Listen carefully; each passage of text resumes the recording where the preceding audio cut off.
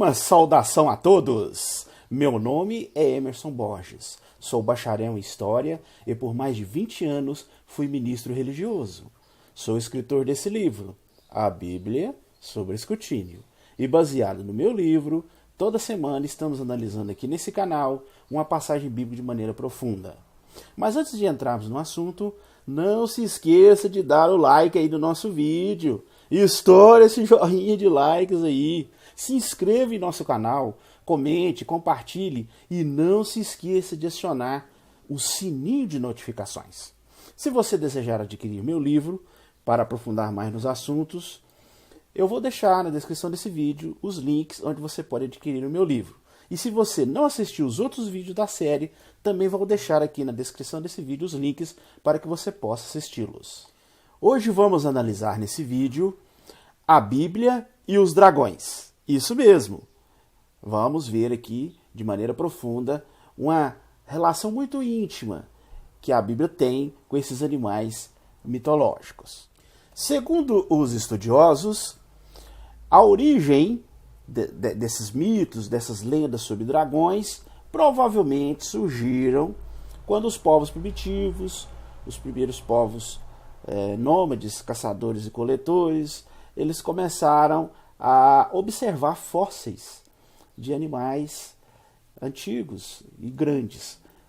Talvez fósseis de dinossauros, fósseis de rinocerontes, de baleias, de crocodilos. E, no seu imaginário, começaram a criar essa figura mítica que hoje é conhecida em todas as culturas do mundo como o dragão. Os mais antigos vestígios dessas representações mitológicas desses animais, dos dragões, são encontrados na Austrália, em pinturas rupestres feitas pelos aborígenes australianos. Ali, a gente já vê ali que eles são reverenciados como deuses pelos aborígenes australianos, há 40 mil anos atrás. E eram vistos assim de forma positiva pelos povos antigos. Inclusive na antiga Mesopotâmia, também havia essas representações de dragões, só que eles eram vistos já com maus olhos. Diferente dos aborígenes, na antiga Mesopotâmia, a tradição do folclore dos dragões é relacionada com o caos e com a desordem, né? Inclusive, os dragões da mitologia suméria cometiam crimes, né? E sempre estavam contra os deuses.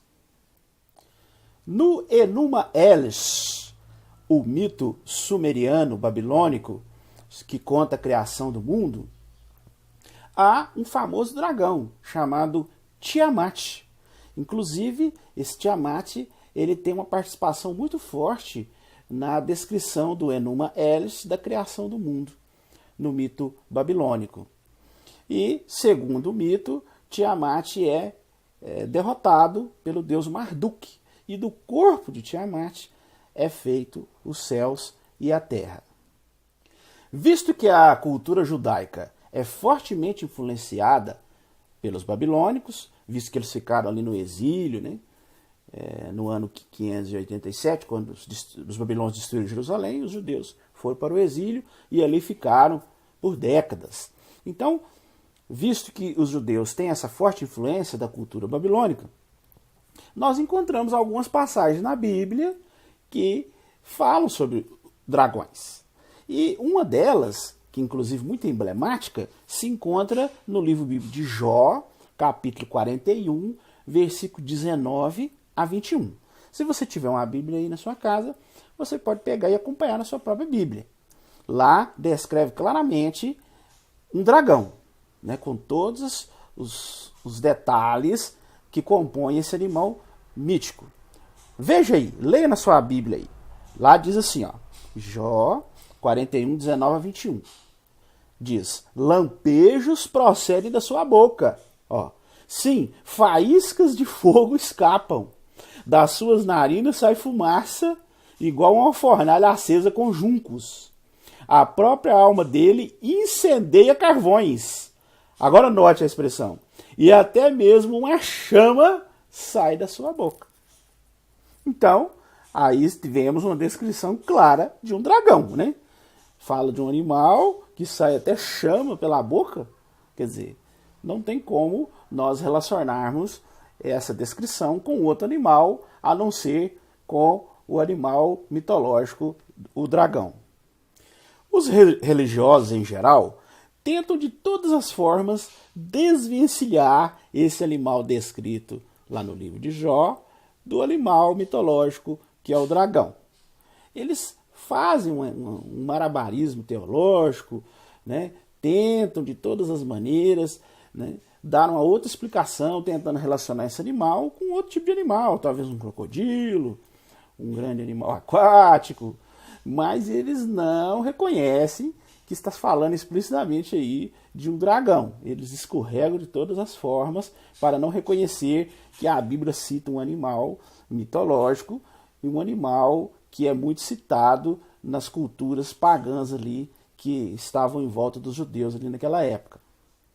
E realmente, se nós pararmos para analisar, realmente fica um pouco estranho, né? Porque veja bem, os religiosos afirmam com todas as letras que a Bíblia é um livro inspirado por Deus, que o escritor ali estava sendo orientado, né, pelo Deus Todo-Poderoso, Criador de todo o universo. Então, a gente pegar, né, como a gente viu aqui no livro de Jó, né, uma descrição, né, com tantos detalhes, né, de um animal que na realidade só existe na imaginação do ser humano, fica uma coisa um pouco embaraçosa, né?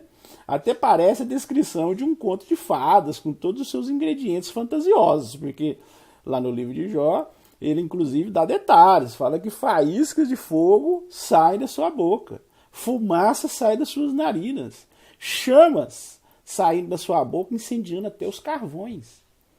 Então, realmente, é uma passagem um pouco embaraçosa, né? E fica mais estranho ainda tentar relacionar esse animal fantasioso, esse animal mitológico, claramente descrito aí no livro bíblico de Jó, com um crocodilo. Porque você já viu o crocodilo soltar fogo pela boca, soltar fumaça pelas narinas, fogo que consome até carvão? Quer dizer, não tem nada a ver uma coisa com a outra, né? Tentar relacionar esse texto de Jó com um crocodilo, esse animal claramente descrito, com todas as qualidades, com todos os detalhes de um dragão, né? E você querer falar que é um crocodilo, gente, realmente é uma forçação de barra muito grande, vocês não acham? Então, diante desse texto de Jó, capítulo 41, nós chegamos numa encruzilhada. De duas uma. Ou os crocodilos da antiguidade tinham características muito diferentes dos crocodilos de hoje, inclusive soltar fogo pela boca, ou está fazendo uma descrição detalhada, né, do animal mitológico e fantasioso que é o dragão. Às vezes alguns falam assim, mas a Bíblia tem várias versões, isso aí talvez a tradução não expressou bem o sentido da coisa. Então aqui, para aprofundar mais no assunto, nós vamos ver esse mesmo texto de Jó, capítulo 41, em diversas versões da Bíblia. Vamos ver nas outras versões para ver se o problema está na tradução da versão. Vamos observar aqui na versão católica. Acompanhe a descrição que a versão católica faz desse trecho bíblico. Diz assim, de sua goela saem chamas, escapam centelhas ardentes, de suas ventas sai uma fumaça, como de uma marmita que ferve entre chamas. Seu hálito queima como brasa, a chama jorra da sua goela. Ó, tá ficando pior, não tá? Não, vamos deixar essa versão católica de lado, vamos tentar uma outra versão. Vamos na versão Almeida, né? João Ferreira de Almeida, corrigida e revisada fiel. Essa aí os evangélicos aprovam, né? Essa aí eles confiam. Vamos ver o que diz lá? Da sua boca saem tochas, faíscas de fogo saltam dela, das suas narinas procede fumaça, como de uma panela fervente, ou de uma grande caldeira. E seu hálito faz incendiar os carvões, e da sua boca sai a chama. Então, realmente, né, não mudou nada, né? Tá? A descrição é exata de um dragão. Mas vamos tentar na Bíblia na linguagem de hoje, que é uma Bíblia mais moderna, usa uma versão do português mais moderno, palavras mais usadas atualmente. Às vezes né, nos dá aí um olhar diferente. Vamos ver. A sua boca lança chamas e dela saltam faíscas de fogo. Seu nariz solta fumaça, como de galhos que queimam debaixo de uma panela. Seu sopro acende fogo e da sua boca saem chamas. Então, veja que, independente da versão bíblica que você leia, vemos aí claramente uma descrição de um dragão. Diante de tantas evidências claras de um dragão sendo descrito dentro da Bíblia, muitos religiosos, já no auge do seu desespero, tentam, através das suas hermenêuticas, suas teologias, né, tentam de todas as formas achar uma explicação e suavizar um pouco essa descrição. Então muitos chegam a apelar para as comparações simbólicas. Não, mas isso aí está falando é simbólico, esse animal aí simboliza, né? Inclusive existem várias passagens da Bíblia que a Bíblia usa o dragão para simbolizar certos reis, certas pessoas. Então nessa passagem pode ser que está simbolizando alguma pessoa, alguma nação, né? Tentando mudar o foco para o lado simbólico, né? As famosas artimanhas teológicas. Mas, se você analisar o capítulo 41 de Jó, você vai ver que não há como você aplicar dessa forma, que esse animal está simbolizando um rei ou uma nação. Porque ali, se você observar o contexto, o capítulo 41 de Jó, né, fala desse animal, inclusive chama ele de Leviatã, né? Ali, esse animal que é descrito ali, não está sendo comparado ou não está sendo usado para se referir a qualquer rei de alguma nação pagã, que seja do Egito, de Babilônia ou alguma outra ali em volta que tinha muitos tratos com Israel ali. Não se trata disso. Ali, se você observar, Jó estava sendo disciplinado por Deus. E ali, nessa disciplina, Deus começa a usar descrições das suas criações, do planeta Terra, né, do mar, da neve, do vento, né, da nuvem de temporal, do gelo, dos relâmpagos, do leão, da cabra montesa. Se você for acompanhando todo o capítulo 41, Deus começa, né, nessa disciplina que ele dá em Jó, mostrando que para Jó ficar mais humilde, que tem muita coisa que ele não entende, ele começa a falar das criações, né? Deus falando que criou os animais, criou a terra, criou o mar. E ele começa a citar certos animais que ele criou, suas características. E ele fala de vários animais, do avestruz, da cegonha, do falcão, da águia. Cita um animal lá chamado behemote, que muitos dizem que é o hipopótamo. E finalmente chegamos, né, na estrela de todos os animais, que é o Leviatã, que os religiosos tentam de todas as formas associar a um crocodilo. Mas veja que na passagem Deus está disciplinando Jó e citando os animais que ele criou. Então não tem nenhuma comparação com reis da época e nem com nações. Não tem como vocês usar a famosa desculpa esfarrapada da simbologia. Vemos claramente que se trata de descrições. Os outros animais que são citados, todos são animais reais, né? O leão é um animal real, a zebra, o touro, o avestruz, a cegonha, o cavalo, o falcão são animais reais. Então por que o único que não é real aí seria o famoso Leviatã, que tem todas as qualidades, tem todos os indícios de ser um dragão? Por quê? Que justamente esse não pode ser considerado, né, um animal literal. Então veja que, se você analisar o contexto profundamente, não há como escapar dessa descrição tão clara, tão cheia de detalhes, né, desse animal mitológico que está claramente descrito na Bíblia como uma criação de Deus, que é o nosso famoso dragão. Inclusive, existem algumas versões da Bíblia que não tem pudor nenhum em usar a palavra dragão, porque muitas versões vertem de outras formas, né? Tenta usar outros nomes como monstro marinho e outros nomes para fugir desse nome dragão, né? Mas a Bíblia de Jerusalém, por exemplo, que é considerada uma das Bíblias que mais se aproxima dos originais hebraicos, que inclusive é muito usada pelos judeus, lá em vários lugares eles usam a palavra dragão claramente. Por exemplo, Na Bíblia de Jerusalém, se você olhar em Jó 7,12, lá fala assim, ó, acaso sou o mar ou o dragão? Olha só, para que me cerques com guardas. Quer dizer, usando a palavra dragão claramente, sem um pudor. No Salmo 91,13, na Bíblia de Jerusalém, lá fala, poderás caminhar sobre o leão, a víbora, pisarás o leãozinho e o dragão. Olha, mais uma vez usando claramente a palavra dragão. Em Isaías 51,9, na Bíblia de Jerusalém, também fala claramente, desperta, desperta, mune-te de força, ó braço de Yahvé, desperta como nos dias antigos, nas gerações de outrora. Por acaso não és tu aquele que despedaçou Rab, que trespassou o dragão? Veja bem. Então, claramente, usando a palavra dragão, sem pudor nenhum. João Ferreira de Almeida, corrigida, revisada e fiel, no livro de Isaías 27,1, ali o escritor bíblico, ele entende claramente que a descrição feita no texto de Jó 41, 19, 21, que nós estamos analisando, é algum tipo de dragão. Essa descrição lá do famoso Leviatã se relaciona com um dragão, com uma espécie de dragão.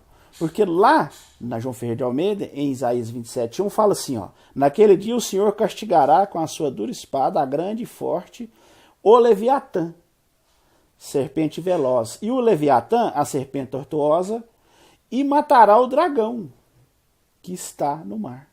Olha para você ver, na própria João Ferreira de Almeida, corrigida e revisada, né, que os evangélicos adoram essa versão da Bíblia, lá o escritor de Isaías faz uma relação clara entre o Leviatã e o dragão. Já outras versões já tentam disfarçar, né? Esse mesmo texto de Isaías 27,1, lá em vez de colocar dragão, eles colocam monstro marinho. Como a tradução do Novo Mundo, por exemplo, é uma que usa esse subterfúgio. Mas se você olhar nos originais, inclusive na Septuaginta grega, a palavra dragão ali aparece claramente no termo grego drakon. E, infelizmente, algumas traduções tentam esconder isso aí e colocam monstro marinho. Sendo que está claramente ali na Septuaginta grega escrito drakon, do grego drakon. Inclusive, até em Isaías 51,9, se você olhar na Vulgata Latina de Jerônimo, lá também, numa versão antiga da Bíblia, em latim, lá fala, em Isaías 51,9, justamente usa a palavra draconé, né? do latim, né? Draconé, que é muito usado e todo mundo sabe que significa dragão. Lá fala, desperta, desperta, reveste de força, desperta como nos dias de outrora, né? Não és tu aquele que despedaçou Raabe, que transpassou. Aí, lá na Vulgata Latina está dracone. Mas, algumas versões, ao invés de colocar dragão, né, que transpassou o dragão, coloca monstro marinho. Infelizmente, alguns chegam até a deturpar os originais da Bíblia, traduzindo palavras diferentes para tentar esconder a clara descrição que vemos aí do dragão. É interessante que na própria versão tradução do Novo Mundo, que fica tentando de todas as formas mudar a palavra dragão para monstro marinho, tem um texto na tradução do Novo Mundo, que é Isaías 51,9, que lá fala que eles põem monstro marinho, mas tem uma nota no pé da página, tem um asterisco no texto, e a nota lá no pé da página, a própria tradução do Novo Mundo, que em várias passagens esconde o termo dragão, lá eles reconhecem que na Vulgata Latina, que é uma versão antiga da Bíblia que foi feita por Jerônimo, né? Que os católicos chamam de São Jerônimo. Então, na Vulgata, em latim, eles reconhecem que está a palavra draconé, ou draconé, do latim. Né? Mas eles, mesmo assim, colocam no texto monstro marinho. Mas parece que eles ficaram tão sem graça de ficar mudando, né? Tirando o sentido original, que colocaram uma nota embaixo explicando que na Vulgata está draconé, que é claramente uma tradução do latim dragão. O mais revelador nisso tudo é que se pegarmos esse texto de Isaías 51:9 e traduzirmos de forma literal, como está na Vulgata Latina, colocar Draconen, ou na Septuaginta grega, colocarmos Dracon, que são traduções claras de dragão, nós vamos observar uma cena aí que tem muita influência da mitologia pagã. Porque no texto fala do deus judeu Yahvé golpeando e derrotando o dragão, fazendo uma alusão a Tiamat, da mitologia babilônica. Lembra quando eu falei do dragão Tiamat? Porque na mitologia babilônica, o dragão Tiamat é derrotado, né, pelo deus Marduk. Então a gente vê aí uma clara semelhança da mitologia babilônica com a mitologia judaica, né? Vemos aí uma influência muito grande. Quando os judeus foram fazer o seu livro sagrado, eles fizeram aí um samba do crioulo doido, misturaram as mitologias. E se nós observarmos profundamente, está muito claro, né, a relação dessa influência nesse texto de Isaías 51:9, se traduzido corretamente por dragão, né? Agora, como muitos tradutores fazem, né, trocam por monstro marinho, aí perde um pouco, né, essa relação. Mas mesmo assim, continua, a gente vê a descrição clara e muito parecida, né, do deus Yahvé matando o dragão, e na mitologia babilônica o deus Marduk matando Tiamat. Visto que os cristãos se originaram dos judeus, então a gente passa a entender melhor porque em várias passagens do Novo Testamento, das escrituras gregas, os cristãos fazem muitas referências também a dragões, né? Principalmente no livro de Apocalipse, é muito usado o termo dragão para se referir ao diabo, para se referir, né, ao inimigo de Deus. Então eles sempre usam dragões, né? É muito costumeiro usar essa expressão. Então a gente vê que a influência, olha bem como é que são as coisas, a influência da mitologia babilônica, com Marduk matando Tiamat, né, veio através dos judeus, também com o deus judeu Yahvé matando o grande dragão, ou o dragão, lá em Isaías. A gente vê que isso veio através dos tempos, influenciando até mesmo os cristãos, que ao tentarem achar um animal para simbolizar o grande inimigo de Deus, que é o diabo, eles escolhem ninguém menos do que o dragão. Então, veja que o dragão ele está impregnado por toda a Bíblia, né? Desde as escrituras hebraicas até nas escrituras gregas. E mesmo como no caso de Apocalipse, que seja uma referência, né, simbólica e tal, mas só deles usarem esse animal já mostra que era algo que estava vindo de influência, né? Você vê que eles eram influenciados, né, tanto pelos hebreus que eram influenciados pelos babilônicos. Esse animal estava na mente deles e era costumeiramente usado, né, nas suas comparações, principalmente para comparar ao inimigo de Deus, né, no caso o diabo, como Tiamat era o inimigo de Marduk, né, como o dragão de Isaías foi transpassado pelo Deus judeu. Então veja que essa analogia, dragão, inimigo de Deus, né, na realidade vem lá da mitologia babilônica. E é isso que infelizmente a grande maioria das pessoas que seguem a Bíblia não entendem, não percebem, não sabem, né, ignoram esse tipo de coisa. E ficam aí, né, seguindo esse livro, a Bíblia, como sendo um livro realmente divino, inspirado por Deus, e que tem ali toda a sabedoria de Deus, e que nós devemos seguir de maneira fiel. Mas, como nós vimos aqui hoje, nesse vídeo, é um livro mitológico, né? Você vê que a mitologia está impregnada em todo esse livro. Então não há como fugir disso. Apesar dos religiosos tentarem, rebolarem, né, fazerem seus malabarismos teológicos, mas não há como sair disso.